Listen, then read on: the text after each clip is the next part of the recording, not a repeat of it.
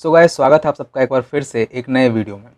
तो गाइस, जैसा कि मैंने आप लोगों से कहा था, हमने जो पिछली बार क्वेश्चन डील किया था, तो मैंने आपसे कहा था कि आप खुद के वे में उस क्वेश्चन को कोशिश करना ट्राई करने की without using any inbuilt methods, right. But as usual ऐसा कोई कमेंट मेरे पास आया नहीं, और मैंने आपको कमेंट्स भी करने को कहे थे ताकि मुझे पता चल सके कि आपको मेरी वीडियो समझ में आ रही हैं, और एज़ एक्सपेक्टेड वो भी मुझे नहीं आया। मैं यही एक्सपेक्ट कर रहा था आप लोगों से कि इतनी जल्दी तो आप लोग सुनोगे नहीं, बट ठीक है। मैं अपना प्रॉमिस रखूँगा। और रही बाकी चीज़ों की बात, तो मैं बस आपसे रिक्वेस्ट कर सकता हूँ, एंड बाकी all things up to you. तो वो तो हो गई एक बात। अब दूसरा क्या, कि हमने जो क्वेश्चन डील किया था, द क्वेश्चन इज़ कि हमें दो स्ट्रिंग देने थे और उन दोनों स्ट्रिंग को इक्वल बताना था, राइट। और अगर वो इक्वल ना हो तो हमें फॉल्स रिटर्न करना था, और अगर इक्वल हो तो हमें ट्रू रिटर्न करना था। तो ये हमारा क्वेश्चन था। पिछली बार हमने इस क्वेश्चन को काफ़ी ही ईजी वे में डील किया था using in built JavaScript method. So ये उसके मेथड्स थे, राइट। और काफ़ी सिंपल सा कोड था, 3 लाइन में ही ख़त्म हो गया था, जैसा कि आप देख रहे थे। आज हमें उसी कोड को बिना किसी इनबिल्ट मेथड को यूज़ किए लिखना है, राइट। अब जैसा कि मैं हमेशा कहता हूँ, मुश्किल नहीं है, इजी है अगर आप समझ जाते हैं तो। और फिर से कह रहा हूँ गाइस, आपको समझ में तभी आएगा कि मैं यहाँ पे कोड कर दूँ और आप देख लो। सिर्फ देखने से समझ नहीं आएगा जब तक आप उसे खुद से इम्प्लीमेंट नहीं करोगे। कोड देखो, समझो, तब तक मत लिखो। जब पूरा देख लो, पूरा वीडियो देख लो, उसके बाद बिना देखे खुद से इम्प्लीमेंट करने की कोशिश करो।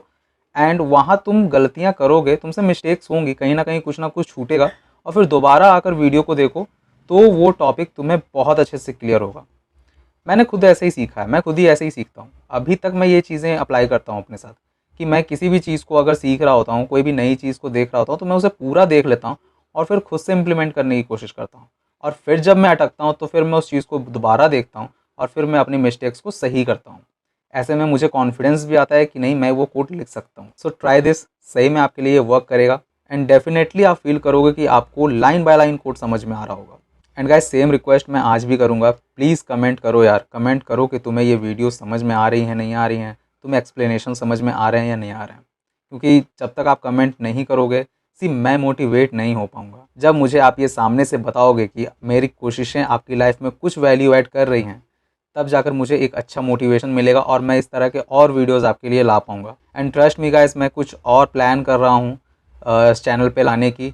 मैं आपको बता दूँ, जो लॉजिक्स हम अच्छे खासे पैसे देकर सीखते हैं, फ्री में तो यूट्यूब में कोई नहीं सिखा रहा, ये मैंने भी सर्च कर लिया है। जो लॉजिक्स के बारे में हम अच्छे खासे पैसे पे कर कर सीखते हैं, वैसे लॉजिक्स के वीडियो में लाने का ट्राई कर रहा हूँ। एंड गाइज, अगर आपका सपोर्ट नहीं मिलेगा, मैं रियली बहुत डिमोटिवेट हो जाऊँगा। So please don't let me demotivate. Please आप लोग कमेंट्स करो, और अगर वीडियो पसंद आती हो तो लाइक तो करना ही करना, और चैनल पे अगर नए आते हो तो सब्सक्राइब किए बिना तो जाना नहीं। तो ये तो हो गया कुछ इंपॉर्टेंट टॉक्स। अब क्वेश्चन डील करते हैं। और ट्रस्ट में, जैसा कि मैं हमेशा कहता हूँ, ये क्वेश्चन भी ईजी, काफ़ी ईजी होने वाला है। बस आपको जावास्क्रिप्ट के ऑब्जेक्ट्स समझ में आने चाहिए। अगर आपने जावास्क्रिप्ट में ऑब्जेक्ट पढ़ा है तो ये क्वेश्चन आपके लिए काफ़ी ईजी हो जाएगा समझना। सो आई होप कि आपने ऑब्जेक्ट्स पढ़े होंगे, और अगर नहीं पढ़े होंगे तो प्लीज़ मुझे कमेंट करना। मैं ऑब्जेक्ट पे एक पर्टिकुलर वीडियो बनाऊंगा जो कि उतना सीखने के लिए काफ़ी होगा जितना हम डेली लाइफ में यूज़ करते हैं। कई बार होता क्या है ना, कि पढ़ने के लिए तो बहुत कुछ है। स्कूल में भी हम लोगों ने बहुत कुछ पढ़ा है, कॉलेज में भी हम लोगों ने बहुत कुछ पढ़ा है, लेकिन क्या रियल लाइफ में वो सारी चीज़ें इंप्लीमेंट करते हैं हम? आप लोग थोड़ा सोच कर देखो, रियल लाइफ में उतनी चीज़ें इंप्लीमेंट नहीं करते हैं। तो क्या इंप्लीमेंट करते हैं? कुछ खास चीज़ें ही इंप्लीमेंट करते होंगे हम अपनी डेली लाइफ में। सो ऐसे ही कोडिंग लाइफ में डे टू डे कोड करने में जितना कोड हमें काम आता है, उतना कोड मैं कोशिश करूंगा ऑब्जेक्ट में आपको बता देने की, जो कि ऑब्जेक्ट्स के मोस्ट यूज फंक्शंस और मेथड्स के बारे में होंगे, जो कि हम डे टू डे कोड करने में यूज़ करते हैं, राइट। सो गाइज, अब सॉल्व करने की कोशिश करते हैं अपने क्वेश्चन को। और जैसा कि मेरा पंच लाइन है, सो बिना किसी देरी के लेट्स गेट स्टार्ट कोडिंग। सो अब हम करने क्या वाले हैं, काफ़ी सिंपल होने वाला है। मैं काफ़ी सिंपल रखूँगा चीज़ों को, और कोशिश करूँगा कि बहुत अच्छे से एक्सप्लेन करूँ आपको। अच्छा, एक बात और आपको बतानी थी, ये जो इक्वल स्ट्रिंग का जो क्वेश्चन है, इसे कोडिंग के क्वेश्चन में हम लोग वैलिड एनाग्राम कहते हैं, वैलिड एनाग्राम क्वेश्चन। सो ये जो इक्वल स्ट्रिंग का क्वेश्चन है, इसे हम डिफाइन करते हैं। आप कह सकते हो, इंटरव्यू में जो रिक्रूटर्स पूछते हैं, तो उसका जो एक पर्टिकुलर वर्ड है वो है एक वैलिड एनाग्राम। सो हम आज जो अपना फंक्शन डिफाइन करेंगे वो इसी नाम से डिफाइन करते हैं। So is valid anagram. Okay, बस इतना समझ लो कि ये इक्वल स्ट्रिंग जो वर्ड है उसका ही सिमिलर वर्ड है जो कि कोडिंग के लैंग्वेज में यूज़ होता है, anagram. Okay, valid anagram. So जैसा कि आपको पता है कि एक पैरामीटर लेगा एक्स एंड वाई, क्योंकि हमें दो स्ट्रिंग्स पास करना है, राइट। सो ये तो हो गया। दूसरी चीज़, अच्छा दूसरा क्या है, एक बहुत ही बेस केस है, मैं आपको समझाता हूँ, आपको क्लियर होगा। बहुत ही बेस केस है जो कि हम लेके चलेंगे। तो वो है क्या कि अगर x dot length okay is not equals to y dot length, जैसे कि हम अपना खुद का लॉजिक लिख रहे हैं, राइट। तो होगा क्या, अगर हम जो दो स्ट्रिंग्स पास करेंगे और अगर उन स्ट्रिंग्स का लेंथ ही इक्वल ना हुआ, जैसे कि लेट सपोज हमने एक स्ट्रिंग पास किया, 5 वर्ड्स का ये स्ट्रिंग है, राइट। और दूसरा जो स्ट्रिंग है ये कितना हो गया, ये 6 वर्ड्स का हो गया, राइट। सो ऊपर 5 वर्ड्स का स्ट्रिंग है, नीचे 6 वर्ड का स्ट्रिंग है। अब इन दो स्ट्रिंग्स में अगर लेंथ ही इक्वल नहीं है तो फिर आगे पूरे कोड को एग्जीक्यूट करने का कोई मतलब नहीं बनता है, राइट। समझ गए, क्योंकि अगर जब लेंथ ही इक्वल नहीं होगा तो फिर उन दोनों स्ट्रिंग्स के वर्ड को मैच करने का क्या फ़ायदा। आई होप ये तो क्लियर होगा, ये काफ़ी बेस केस है और इससे ये छोटे मोटे जो स्टेप्स हैं इससे बहुत बार फ्यूचर में एरर्स आने के पॉसिबिलिटीज़ रहती हैं, तो बस हम उसे हैंडल कर रहे होते हैं और कुछ नहीं है। सो सी, जैसा कि आप लोग को पता है ये मेरा ऑटो सजेशंस, तो बेसिकली मैं करने यही वाला था। मैं यहाँ पे दो ऑब्जेक्ट डिफाइन करूँगा। ओके, सो लेट सेकेंड बीजे is equals to an blank object. So मैंने यहाँ पे दो ऑब्जेक्ट डिफाइन किए हैं, ठीक है। अब पहले मैं आगे कोड लिख लेता हूँ फिर आपको समझाता हूँ। सो एज़ यूजुअल जैसा कि ये मुझे सजेस्ट कर रहा है और काफ़ी हद तक ये सही सजेस्ट कर रहा है, कभी कभी ये सही सजेस्ट करता है। I is equals to 0, I is less than x dot length and I plus plus.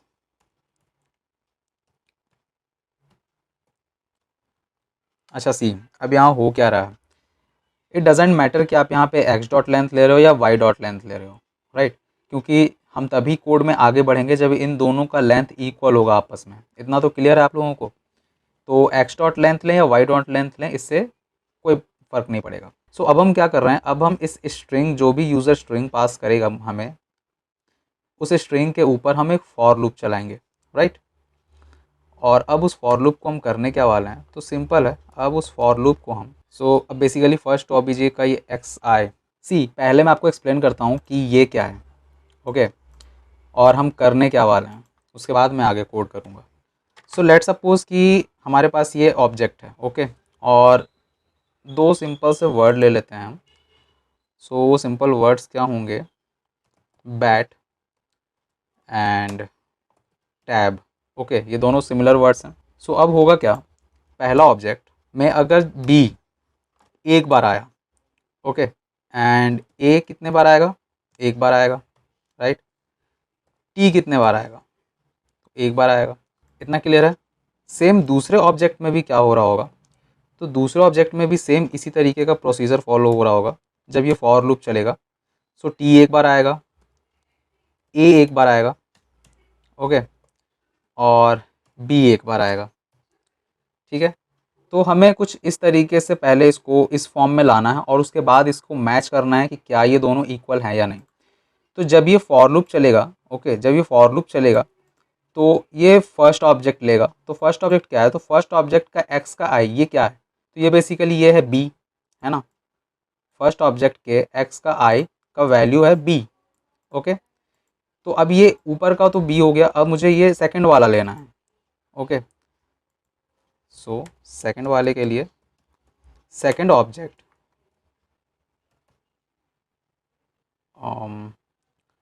Okay, हमने यहाँ पर ही एच ले लिया है, बल्कि यहाँ जे होना चाहिए था।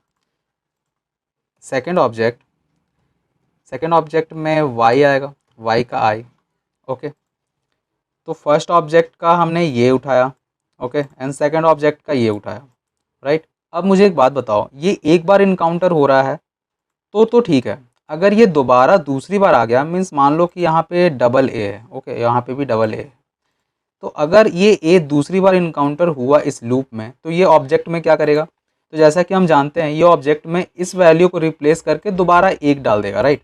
जैसे कि ये ए इज इक्वल्स टू 1 है, और दोबारा जब ए इनकाउंटर होगा, तो ये +1 नहीं करेगा, मीन्स इसका वैल्यू 2 नहीं करेगा, बल्कि इस 1 को रिप्लेस करके दोबारा से यहाँ पे 1 राइट कर देगा, राइट। तो ये इस चीज़ को ओवर राइट कर रहा होगा, ना कि ऐड कर रहा होगा। लेकिन हमें तो यहाँ 2 ए चाहिए, राइट। तो उसके लिए हम क्या करेंगे? तो सिंपल है, उसके लिए हम इज़ इक्वल्स टू, हम इसमें एक प्लस करेंगे, ओके, +1। ये तो आपको पता है। अब आप कहोगे कि भैया आपने इसको शॉर्ट में क्यों नहीं लिखा? हम तो ऐसे भी लिख सकते थे ना, +=1।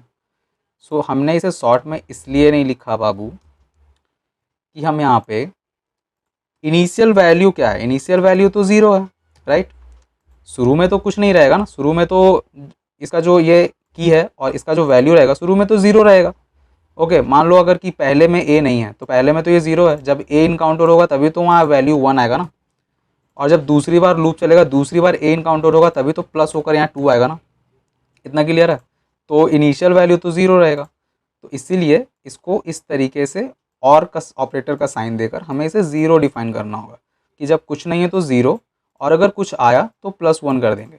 ओके, सेम चीज़ हमें इसके साथ करना है। सो इज इक्वल्स टू,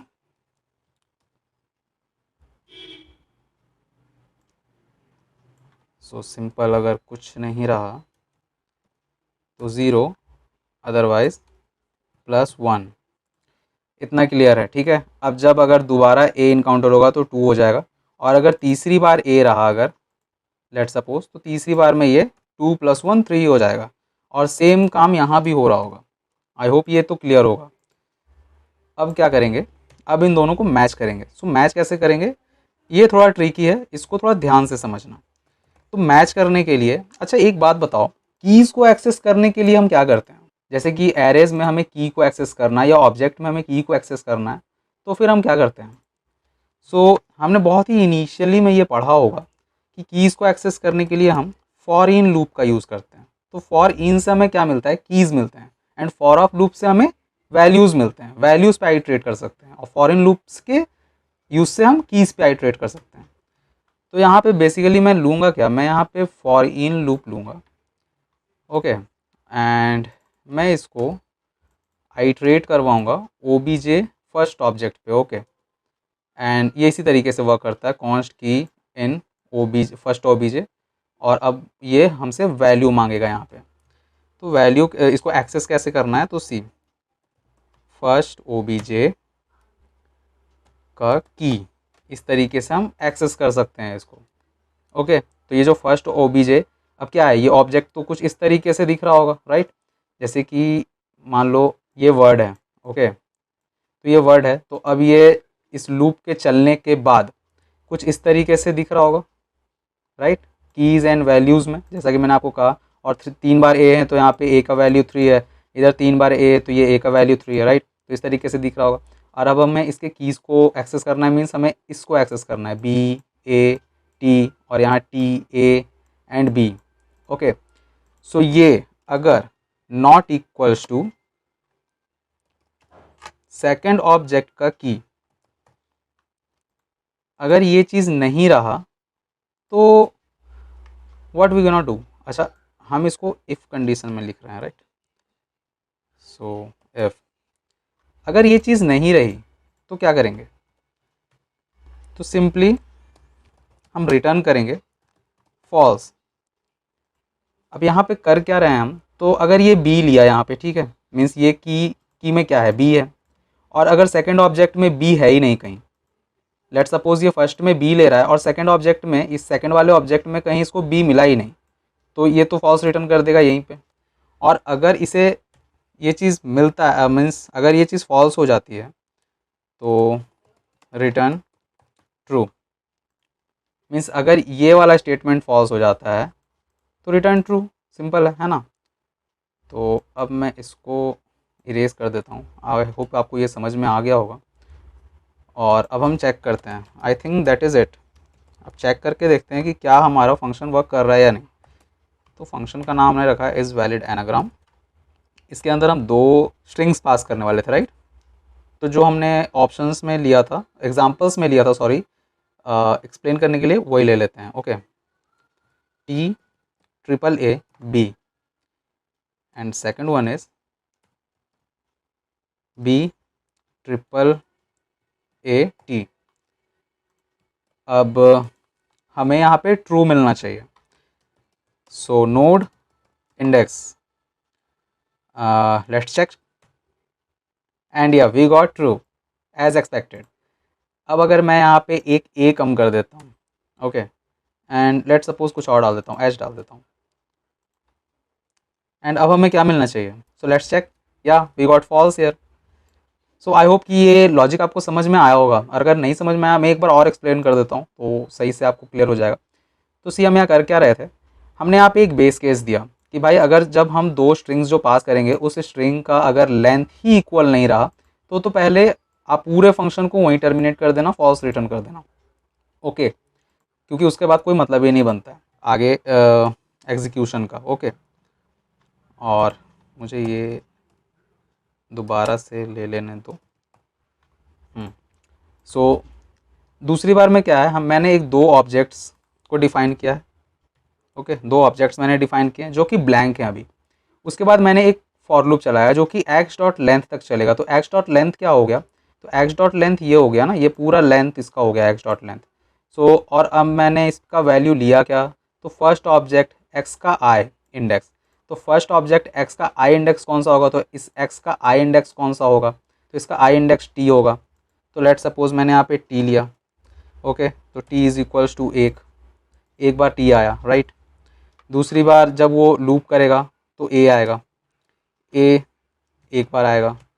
तीसरी बार फिर से ए आएगा, राइट, तो ए एक बार और आएगा। तो अब यहाँ समझने वाली चीज़ है, ऑब्जेक्ट में होता क्या है, ऑब्जेक्ट में जब कोई वैल्यू को आप दोबारा असाइन करते हो तो वो वैल्यू ऐड ना होकर बल्कि उसको रिप्लेस करके वहाँ पे असाइन हो जाता है। ये चीज़ आपको पता होगी। तो अगर दूसरी बार जब ए आएगा तो ये 1 को रिप्लेस करके दोबारा से वहाँ पे 1 आ जाएगा, राइट। चौथी बार जब बी आएगा तो इसका वैल्यू 1 होगा। सेम चीज़ यहाँ भी हो रही होगी, B 1, okay, sorry, B 1 and फिर ए आएगा, सो वैल्यू 1 हो जाएगी। दूसरी बार फिर ए आएगा तो वो उस चीज़ को रिप्लेस करके ए की वैल्यू एज इट इज़ 1 ही रहेगी। और फिर टी आएगा, उसकी वैल्यू 1 होगी। ठीक है, अब हमने तो डबल ए दिया है तो उसके लिए हमने यहाँ लॉजिक लिखा कि जब दोबारा से कोई चीज़ इनकाउंटर हो तो +1 कर देना, ना कि उसको रीअसाइन करना। तो ये एज इट इज़ 2 होगा यहाँ पे, क्योंकि हम +1 कर रहे होंगे, और यहाँ भी 2 होगा।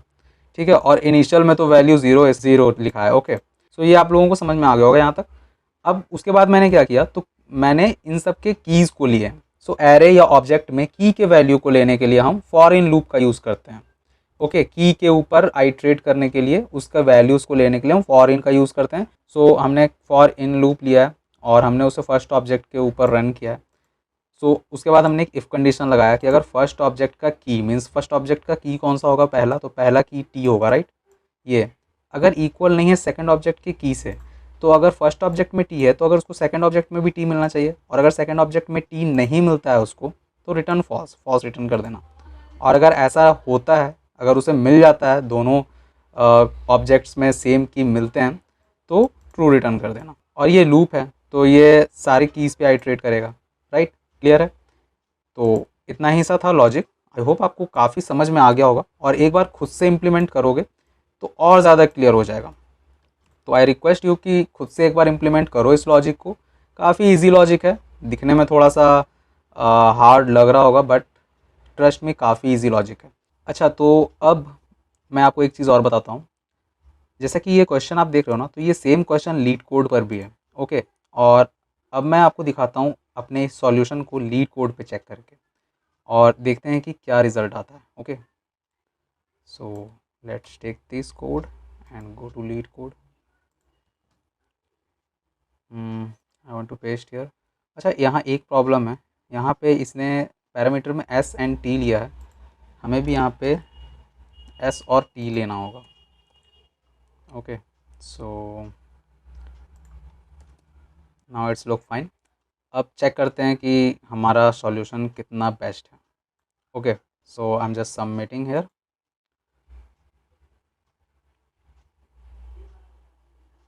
And yeah, we beat 98.40% of the JavaScript users, and this is a really great number यार। एंड ओके, ये तो हो गया। एक बार हम अपना फर्स्ट कोड भी चेक करते हैं, आई थिंक उसका देखते हैं क्या है। So let's take the first code. अच्छा, यहाँ पे भी ये एक्स वाई है। ओके, और इसको भी हमें as it is X Y से चेंज करना होगा। So S and here T, right, और कमेंट आउट हटाना होगा and S is equals to T. Now let's check ये कितना बीट करता है। Oh, this is not a good score, it's beat 20.15% of JavaScript users. तो जैसा कि मैंने आपको कहा, क्योंकि ये इनबिल्ट मेथड्स यूज़ कर रहा है, इसलिए इसके स्कोर इतने कम हैं। और इसका लॉजिक हमने खुद से लिखा है, तो पॉसिबल है कि बहुत सारे यूज़र्स ने ये लॉजिक तो नहीं लिखा होगा। तो इसलिए हमारा ये लॉजिक ज़्यादा बेस्ट है और ज़्यादा ईजी भी है और ज़्यादा फास्ट भी है, इसलिए इसको बहुत ज़्यादा स्कोर मिले लीड कोड पे। सो या जैसा कि आपने देखा, ये एक लीड कोड का क्वेश्चन था और इंटरव्यूज़ में भी पूछते हैं, ये बार बार ये क्वेश्चन पूछा जाता है इंटरव्यूज़ में। तो डू प्रैक्टिस, और एक बार आप इस पे प्रैक्टिस कर लोगे ना, आई मेक श्योर कि आपको ये कोड बहुत अच्छे से क्लियर हो जाएगा। सो या गाइज, आई होप आप लोगों को ये वीडियो पसंद आई होगी, सॉल्यूशन आप लोगों को बहुत अच्छे से समझ आया होगा। अगर सॉल्यूशन समझ में आया है, वीडियो अच्छी लगी है, तो वीडियो को लाइक ज़रूर कर देना, और चैनल पर नए हो तो सब्सक्राइब किए बिना तो बिल्कुल मत जाना। मिलता हूँ नेक्स्ट वीडियो में। Till then, keep learning and keep update yourself.